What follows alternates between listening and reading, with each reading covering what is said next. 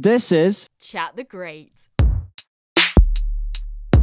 I believe that the energy within inside you, I really believe that you and I, we're not what we think, we're not what we feel, we're certainly not these bodies, we're not Mike or Louise or Moses, or Victor. We're the thing behind all that, with that somehow spark of energy. And I believe that when my body's finished on Earth, that energy goes out and goes into all the other energy out there, and then that energy comes back in again.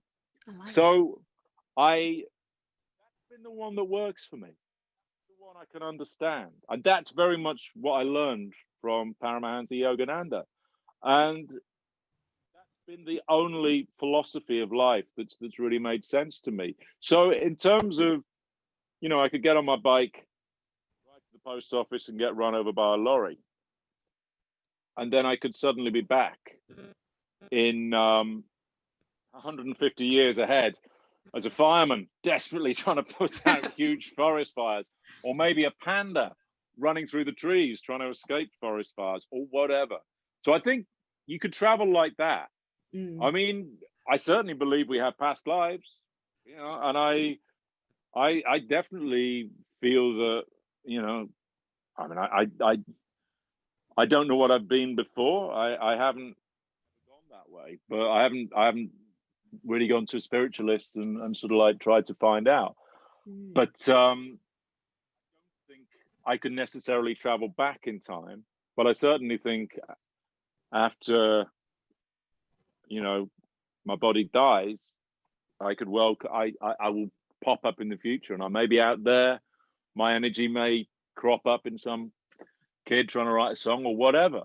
That's it. But it could turn up in a tree or a hedgehog or a panther or whatever, everything's got energy. Even inanimate objects have an energy to them. But I tell you what I see time travel being. It's just like, I listen to Hanging on the Telephone by Blondie. Yeah. And I'm taken back to the first time I heard it on Top of the Pops, or the first time I heard Denis by Blondie on Top of the Pops, or the first time I heard Mike Oldfield's Tubular Bells being played in our music class at school when I was 12 years old, I think that would have been.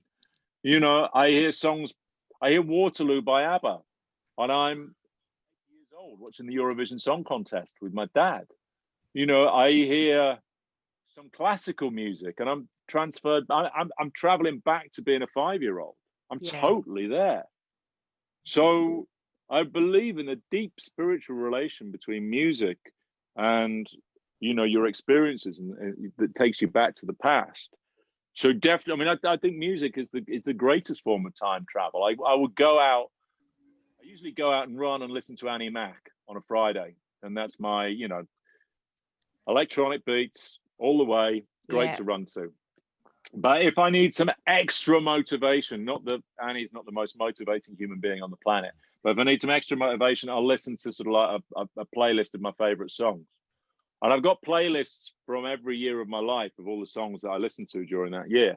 And I listened to one of them, and that's just incredible, because no matter how far I run, I'm always going to be hearing songs. And as soon as I hear that song for 3 minutes, it's going to take me right back to what was going on when I heard that song for the first time. Yeah. Be that at a party, or, that's the thing. When I hear, I hear Hong Kong Garden by Susie and the Banshees. It takes me back to seeing them for the first time on Top of the Pops, when it was just incredible.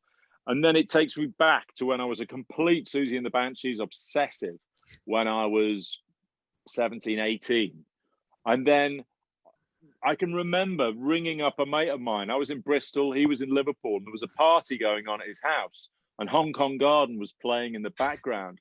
And I was just thinking, oh God, I want to be at that party so badly. And that all of that conjures together when you listen to it. It's like, boom, I'm 18 again. Yeah. And who doesn't want to be 18 again? To feel how you felt. But having said that, I really do. Even though I'm a man in his mid-50s, I still have the same passion and enthusiasm and excitement that I had as a teenager, and I hope to God I never lose that.